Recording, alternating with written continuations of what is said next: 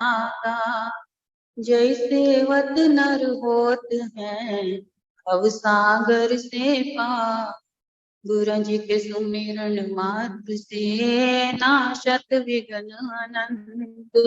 तासे सर्व आरंभ में ध्यावत है सब संत, आप प्रगटे इस जगत में जीव काज सुधारने। शबद नाव बनाई सुंदर दुखित जीव उबारने। नम्रता और दीनता से भेंट सतगुरु लीजिए, मैं हूँ शरणागत तिहारी दासी अपना कीजिए। मैं हूँ शरणागत तिहारी चरणों में रख लीजिए।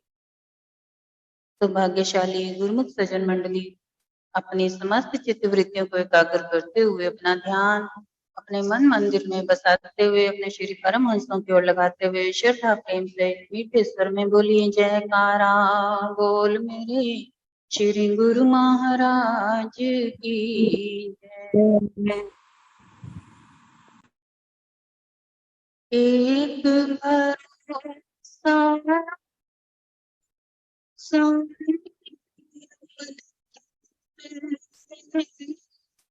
तू जा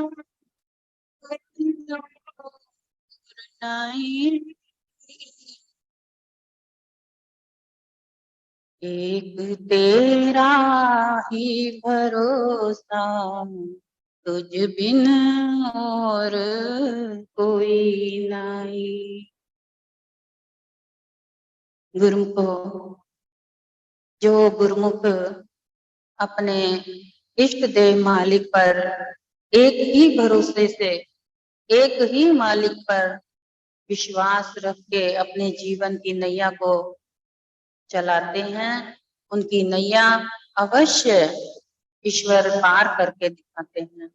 क्योंकि ईश्वर का तो काम है नैया पार लगाना, लेकिन नैया में जो सवार है अगर उसका भरोसा नहीं तो भरोसे के बगैर वो पार कभी नहीं हो सकता। क्योंकि भरोसा एक बहुत बड़ी शक्ति है, बहुत बड़ी ताकत है। अगर वो शक्ति वो ताकत अपने अंदर से चली जाए तो ये जीवन व्यर्थ चला जाता। जैसे कि उदाहरण के तौर पर एक कोई मरीज होता है जो कि उसको कोई भयंकर बीमारी होती है, लेकिन जो डॉक्टर समझदार होते हैं उनके दिल में दया होती है और उनके अंदर भावना होती है उस मरीज को ठीक करने की। तो वो क्या करता है, डॉक्टर कभी भी अपने मरीज को ये नहीं कहता कि तू अब जल्दी मरने वाला है या तेरे को कोई भयंकर बीमारी है। डॉक्टर हमेशा उसका हौसला बनाए रखता है, इसलिए कि इसका अगर हौसला बन गया अपने अंदर, विश्वास बन गया कि मुझे कुछ नहीं है, मैं ठीक हूं और मैं ठीक हो जाऊंगा, तो अवश्य इसकी बीमारी ऑटोमेटिक एक विश्वास से ही कट सकती है। तो अगर हम बीमारी को विश्वास से काट सकते हैं तो अपने पूरे जीवन की नैया को ईश्वर के भरोसे क्यों नहीं करा सकते? हम क्यों डोल जाते हैं? क्यों हम बार बार इतने संसार के उतार चढ़ाव में अपने जीवन की नैया को डोलने देते हैं? इसका मतलब हमारी भक्ति, हमारा विश्वास पूर्ण नहीं है, हमारी भक्ति हमें आगे नहीं बढ़ने दे रही। क्यों? क्योंकि भक्ति में अभी वो वाली जो विश्वास की शक्ति है वो नहीं डली है। कहने को भले जितना मर्जी कहें कि हम पाठ पूजा करते हैं, नित्यनेम करते हैं, भले ही आप जितना मर्जी करते हैं, इसमें कोई संशय नहीं है कि आप नहीं करते, आप करते हैं, अवश्य करते हैं। लेकिन गुरुमुखो जहां पर आप सब कुछ करते सरते भी अंदर से अगर आपका विश्वास जब तक पक्का नहीं जिसकी भक्ति कर रहे हैं उसके प्रति, तो आपकी उस भक्ति जो की हुई है वो रंग इसीलिए नहीं लाती। क्योंकि रंग तभी चखा चढ़ता है जब अंदर विश्वास होता है। जैसे कि एक उदाहरण के तौर पर एक भगत था, बहुत ही अपने प्रभु पे भरोसा करता था, विश्वास था उसका पक्का। तो एक बार वो नैया में बैठा हुआ अपनी भक्त्यानी के साथ नैया पार हो रही थी उसकी, इतने में आंधी तूफान आया और नैया उसकी डोलने लग गई और इतनी भयंकर तूफान था। तो उसकी जो भक्त्यानी थी वो बहुत ही घबरा गई और घबरा के अपने भगत को कहती है कि तुम्हें डर नहीं लग रहा? तो कहता है मुझे क्यों डर लगेगा। तो कहती कमाल है, या तो तुम्हारे अंदर समझ नहीं या फिर तुम पत्थर दिल हो, जो तुम्हें यही नहीं मालूम कि जिस प्रकार का ये इतना भयंकर तूफान आ रहा है, अब इसमें हम नैया हमारी पार होगी भी या कि हम इसी में डूबकर खत्म हो जाएंगे, क्योंकि मौत हमें सामने नजर आ रही। और वो भगत जो था जोर जोर से हंसने लग गया अपनी भक्त्यानी की नादानी बातों से। उसको बड़ी हैरानगी हुई कि जिस प्रभु का हम सत्संग सुन करके आ रहे हैं, जिसकी भक्ति हम करते हैं, उसका विश्वास अगर हमारे अंदर नहीं है तो फिर तो ये आंधी तूफान हमें अपने आप ही ले डूबेगा। अगर हमारे अंदर विश्वास है तो ये आंधी तूफान हमारा बाल भी बांका नहीं कर सकता। लेकिन वो फिर भी नहीं समझी। क्यों? क्योंकि कहते हैं ना कि भक्ति किसी विरले के अंदर ही जागृत होती है जिसका विश्वास पक्का होता है। अब उस भगत का तो विश्वास इतना पक्का था, उसकी भक्ति अंदर से जागृत थी, लेकिन भक्त्यानी की भक्ति जो थी केवल एक कर्म था, अंदर से पक्का विश्वास भरोसा नहीं था। तो इतने में उसने भगत ने अपने साथ में तलवार रखी हुई थी, क्योंकि भयंकर जंगल था तो जंगल से होकर के गुजरना पड़ता था। वहां पे शेर, चीते, भालू, हाथी ये सब होते थे, तो इसलिए वो तलवार भी रख चलता था कि रास्ते में कोई खतरा ना हो।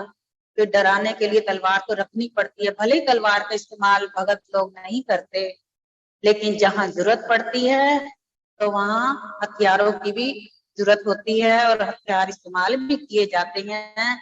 जिस प्रकार से आपने देखा होगा कि माँ वैष्णो देवी जो है, माता रानी ने सारे अपने जितनी भी भुजाएं हैं उसकी 10 भुजाओं में उसने हथियार पकड़े हुए हैं। तो आप सब जब माता रानी के दर्शन करते हैं, माथा टेकने जाते हैं, तो क्या वो आपके ऊपर हथियार चलाती है? कभी नहीं था। केवल वो हथियार किस लिए हैं? वो इसलिए होते हैं अपनी आत्म सुरक्षा के लिए। अगर कोई हमारे ऊपर बिना दोष के अगर कोई हमारे ऊपर वार करने की कोशिश करे या कोई दुष्ट राक्षस सामने आ जाए, तो ये हथियार उसके इस्तेमाल के लिए रखे जाते हैं। ऐसे ही वो भगत जो था वो अपने साथ एक तलवार रखता था। उसने अपनी मयान में से उसी वक्त तलवार निकाली और अपनी भक्त्यानी के गर्दन पर रखी और कहने लगा कि मुझे ये बता कि ये जो तलवार मैंने तेरे ऊपर रखी है, अब मैं तेरे को काटूंगा कि नहीं? और वो भक्त्यानी अब जोर जोर से हंसने लगी। कहती भला ऐसे कैसे हो सकता है, क्योंकि मुझे भरोसा है तुम्हारे ऊपर कि तुम मुझसे बहुत प्रेम करते हो, तुम मेरे रक्षक हो, तुम मेरे सिर के साईं हो। तो जब मैं तुम पर इतना विश्वास रखती हूँ तो और तुम मेरे ऊपर ऐसे वार कैसे कर सकते हो? तो फिर उसने तलवार हटाई, अपनी मयान में वापस डाली और कहने लगा कि भगवान, यही मैं तेरे को उत्तर देना चाह रहा हूँ, यही तेरे को समझाना चाह रहा हूँ कि इसी प्रकार से अगर हमारा विश्वास अपने सतगुरु के ऊपर भरोसा पक्का है, दृढ़ है, तो ये आंधी तूफान ऐसे चाहे लाखों आए, हमारा तो बाल भी बांका नहीं कर सकते। क्योंकि ये जो आंधी तूफान भी आ रहा है ना, ये भी उसी की वजह से हो रहा है। अब वो क्या चाह रहा है ये वो जानता है। हमें इसके बीच में सोचना या इस बात की गहराई में जाना, इसकी कोई आवश्यकता नहीं है। हमें केवल उसकी रजा में ही राजी रहना सीखना चाहिए।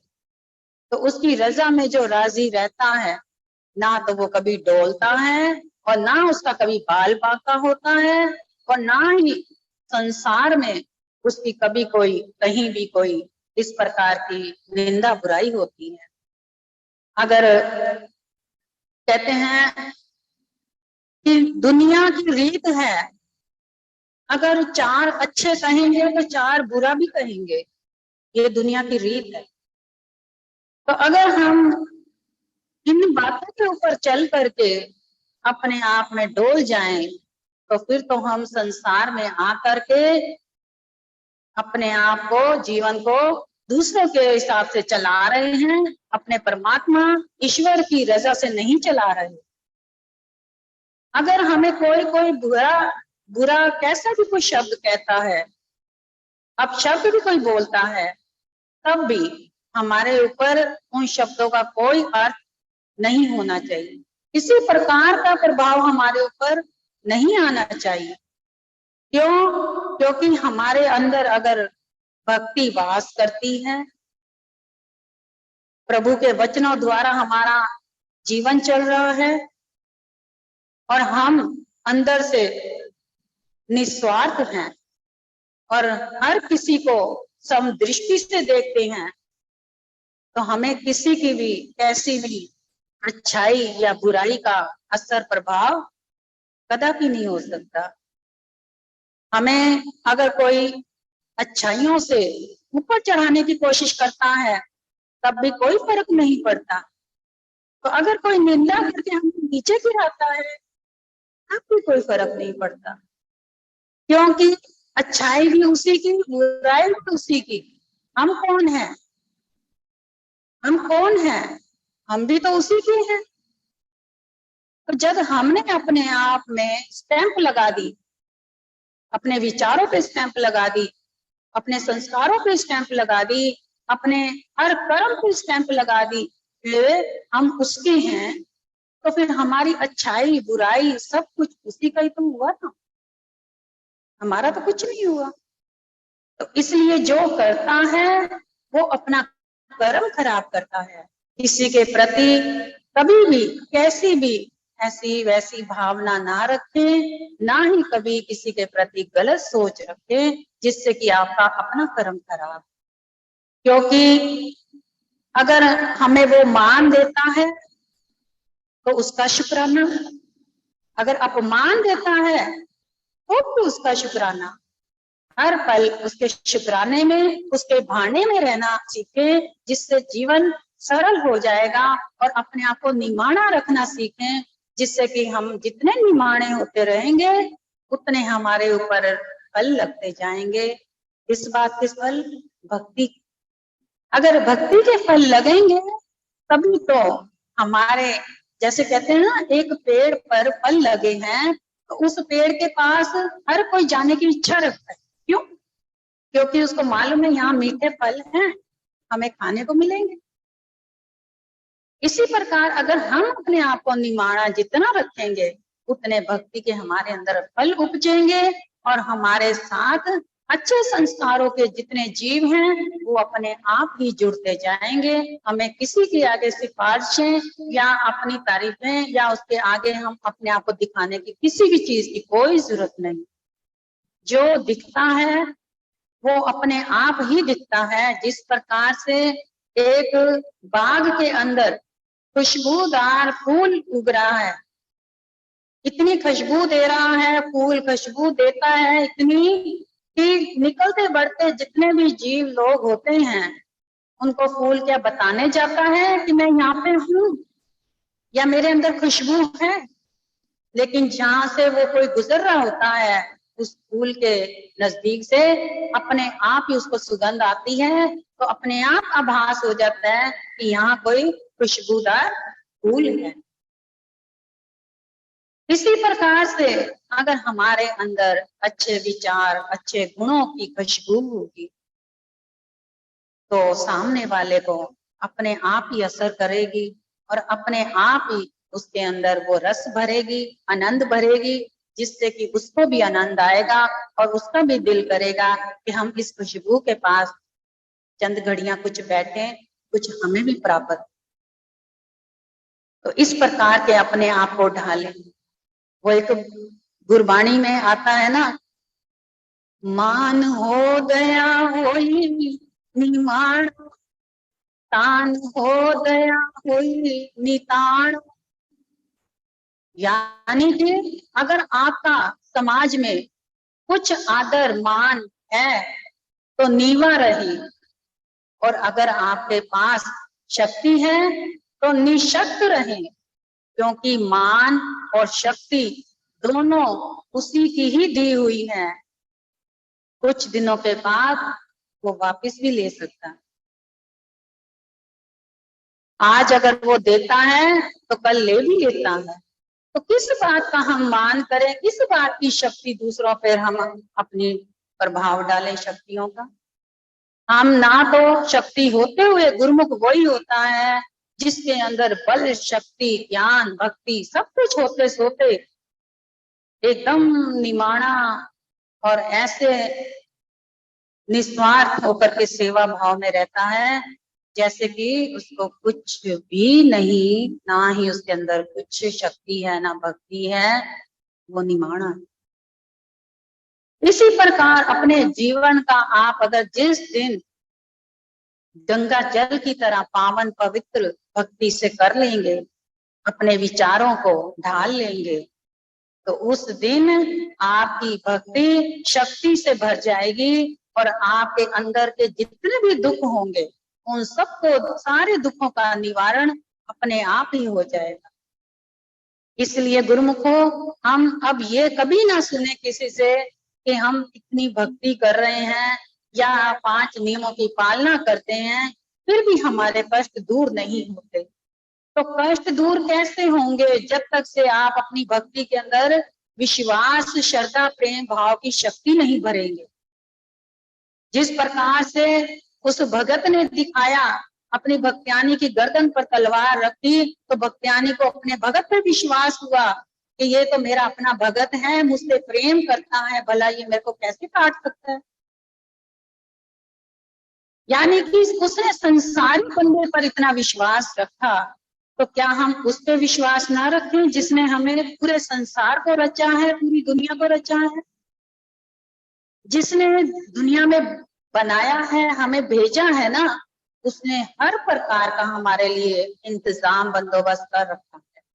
इसलिए चिंता नहीं, चिंतन करें, घबराए नहीं, अपने अंदर प्रभु के वचनों का मनन करें, उसके दर्शन करें और उसके अपने अंग संग हमेशा महसूस करते हुए उसके दीदार में ऐसे व्यस्त हो जाएं, ऐसे लगे कि मैं नहीं तू हो गया, ऐसे हो जाए। क्योंकि जिस दिन अपने आप को आप मैं समझते हैं ना, उस दिन आपके अंदर से शक्तियां सारियां निकल जाती हैं। और जिस दिन आप समझेंगे कि तू ही तू है, तो उस दिन आपके अंदर शक्तियां धीरे धीरे प्रवेश करनी आरंभ हो जाती हैं। अपनी अंदर की शक्तियां इसी प्रकार आपके अंदर प्रवेश करें, हम तो यही चाहेंगे। क्योंकि जिस दिन तुम्हें खुद अपना मूल्य पता लग गया, उस दिन के बाद तुम्हें किसी के द्वारा की गई प्रशंसा या निंदा से कोई फर्क नहीं पड़ेगा। अपनी शक्ति अपने अंदर से जागृत करके उसको आप जाने, आप अपने भेद को पहचाने कि आप कौन हैं। आपके अंदर भी वही शक्ति है, कौन सी, जो ऊपर से आई है, जो सारी सृष्टि को चला रही है, वही शक्ति हमारे अंदर भी है।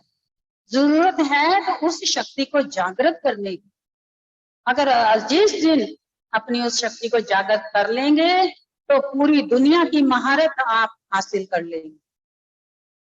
पूरे समाज में, पूरे संसार में अगर आप उस शक्ति के साथ खड़े होते हैं तो सारा समाज, सारा संसार आपके आगे नितमस्तक हो सकेगा आराम। और आपको जरूरत नहीं कभी किसी के आगे झुकने की, या किसी के आगे हाथ फैलाने की। झुकना है तो उस पर आगे झुके, हाथ फैलाना है तो उसके आगे फैलाएं, क्योंकि जिसके आगे अगर आप झुकेंगे या हाथ फैलाएंगे, भला वो कौन होता है देने वाला? क्योंकि अगर वो देता है ना तो उसके अंदर भी वो ही डालता है, तभी वो देने वाला होता है। जिस प्रकार से ये दासी आपके सामने सत्संग के वचन प्रवचन रख रही है, ये दासी कौन होती है को बोलने वाली? इसके अंदर कौन से है ये वचन प्रवचन? ये तो वो डाल रहा है, ये दासी निकाल रही है। ये दासी क्या है? एक खाली बर्तन है और कुछ नहीं। इस खाली बर्तन में वो अपनी दांत डालता है और ये दासी आप सब गुरुमुखों के आगे सर्व कर देती। इसी प्रकार से अपने अंदर का मान अपमान जो कुछ भी है सब उसके चरणों में अर्पित कर दें और आपका जीवन पार हो जाए। वो एक भजन की लाइन याद आ गई कि नीवा होने के साथ कैसे क्या क्या याद आ जाता है कि हम जब नीवा होते हैं, हमारे पूज्य दर्दी महाराज जी सुनाया करते थे ये भजन। नीवा हो नीवा चल ये नीवे दे, नीवा चल ये नीवे दे, जय हो जय हो नीवी होड़ी जिसने की थी बहुत कमाई, नीवी होड़ी जिसने की थी बहुत कमाई, सुंदर ये नीवी अनुराग मिलता, नीवा चल ये नीवे अनुफल रखदा,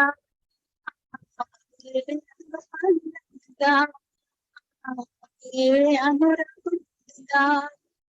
तो गुरुमुखो इस प्रकार से कमाई करें भक्ति की कि आपको फल लगे और आपके अंदर से फले फूले और इस जीवन की नैया पार हो जाए और आपके जीवन का आने का जो प्रारब्ध है वो संपूर्ण हो। और महाराज जितने भी आप सब बैठे हैं इस ग्रुप में, आप सब गुरुमुखों की किस्मत जागी है, तभी प्रभु ने सच्ची रूहानियत की खुराक के साथ आपको जोड़ा। ये उच्चे सुच्चे भाग हैं आप सब गुरुमुखों के, आप बहुत ही सौभाग्यशाली हैं। पूरी दुनिया के अंदर ऐसे सौभाग्यशाली गुरुमुख नहीं मिल सकते जिनके इतने ऊंचे भाग जाग जाते हैं। उन्हीं को ही सच्ची रूहानियत की खुराक हासिल होती है और उन्हीं को ही प्रभु दया करके मेहर करके अपने साथ मिला लेते हैं। तो अब आपका समय आ चुका है, बहुत देर हो गई 5 नियमों की पालना में बैठे बैठे या नित्यनेम करते करते। अब उस नित्यनेम में खो जाएं और उसके साथ मिलकर एकाकार हो जाए, तब आपकी भक्ति सफल। तो इसलिए गुरुमुखो समय को देखते हुए महापुरुषों के वचन थे, कहने सुनने में कोई गुस्ताखी हुई हो तो ये दासी आप सबसे क्षमा चाहती।